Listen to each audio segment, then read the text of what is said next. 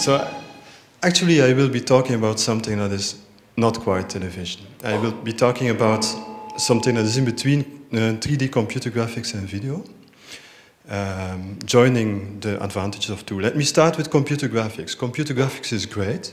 It's a fantastic way of creating your own virtual worlds. You can add objects, you can delete objects, you can clone objects, you can change their shape, change their appearance, you can light them in different ways, you can animate them, you can interact with them, you can navigate to these virtual worlds, you can create them together with your friends, you can share them on the internet, you can play in them, you can work in them. Some people even earn decent money creating and sharing such virtual worlds. But they have one problem in computer graphics, and that is, it is tremendously difficult to model a truly realistic virtual environment. When talking about movie industry, for instance, it takes simply thousands of man-months to create fully realistic characters to use in special effects. Is it stuck? This is more than 20 seconds, huh? All right, okay. So I'm definitely not saying that all computer graphics needs to be realistic, that realism is always a goal. It is not, but it often is important to have a realistic world. Well, this is in actually sharp contrast. I have too much time, come on. And this is in sharp contrast with video and film.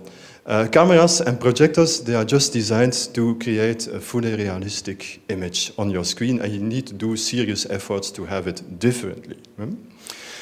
I'm not saying that making a movie or shooting a good video is easy. Have you ever seen the amount of people on a typical broadcast or television set like this one here? But at least cinematography, the way how to use video is a well-established area. It's a pretty well-established area. Well, so you see the two are complementary. Computer graphics is flexible, difficult to get realism. Video is realistic, but it doesn't have at all the flexibility of computer graphics. So this is something that fascinated me for years already. Together with a bunch of researchers in my lab, we are trying to develop, to bridge the gap between the two, we try to develop a new form of computer graphics that starts out from filmed footage to keep the realism, or put in another way, stated differently, we try to create a novel form of video that has all the flexibility of computer graphics. We are not yet there. I'm going to talk about one first humble step into that direction, the step of omnidirectional video. What is omnidirectional video? That's a video in which you can look around.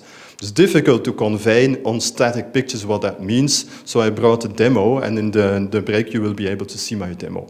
In any case, just like omnidirectional photographs, QuickTime VR, the goal is to put the spectator at the heart. When viewed properly, the spectator gets an impression that what he sees in that footage happens around him. That's in the middle point, in the center, that everything is moving well. That's exactly that. So this is a very different feeling from normal television or normal video. You are sitting in a room, you are looking at the screen, you are an outsider. Well, in omnidirectional video, you are an insider in the image. What does it take? Well, first of all, it takes an omnidirectional video camera. Omnidirectional video cameras are typically expensive and exotic stuff. They were way too expensive years ago. When I started doing this research, I was motivated by using it for art performances. That was the occasion for starting that. So we spent a lot of effort in designing omnidirectional video camera and video capture systems that are mobile. Like this one, for instance, which takes 70 kilograms of stuff to be mobile.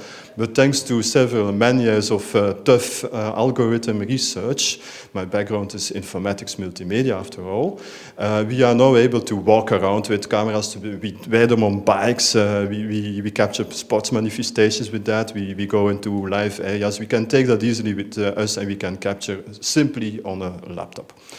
Well, what does that take? Well, it takes quite some algorithm developments, things like converting raw format images to color images. Digital photographers know what I mean. Color and contrast enhancement, removing lens flares, compression, all of that exists, but we need to do it an order of magnitude faster on commodity hardware. We need to blend and stitch together the individual camera images into a seamless whole, thereby avoiding parallax artifacts, as you see in the left top.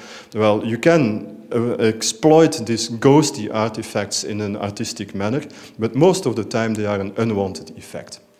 All of this is only possible if you do a careful and good calibration of your cameras. And we use computer displays and projectors to do that in a similar way as you can use cameras to calibrate multi-projector displays that we can use for actually showing immersive video. Well, what can you do with immersive video, with omnidirectional video? You can use it for sports, for instance, or you can use it to create walkthroughs on the internet for real estate, for instance, this beautiful property that you see in the Tiny Planets projection image. Or you have the walk to the Boqueria market in Barcelona, for instance. Or you can use it for events like this one, for instance. It gives you a cost-effective way in the future of broadcasting such things on the internet. So all of this is actually, well, these pictures, they don't show very much the spirit. So come and see my demo during the break. It will make much more clear what is the point, actually. Well, all these things that I've been talking about are about reproducing reality. We can also try to step beyond reproducing reality and ask ourselves the question, well, what novel kind of immersive experiences become possible if you have portable, affordable capture systems for omnidirectional video and you can view them. The pictures you see here are from art performances that we've been doing for more than 6 years together with a couple of my friends, where people wear helmets and so on. Looks quite contrived, actually, but the experiences are hugely intense and hugely intimate as well, because it's actually a way of colliding people together, like you see here. Well, this is rather contrived, but our belief is that the home cinema of the future might as well be an immersive projection space. So why not start thinking today about what novel creative applications become possible if you can also easily produce content for that. And that's my message. Thanks for listening. I hope you enjoyed my talk. And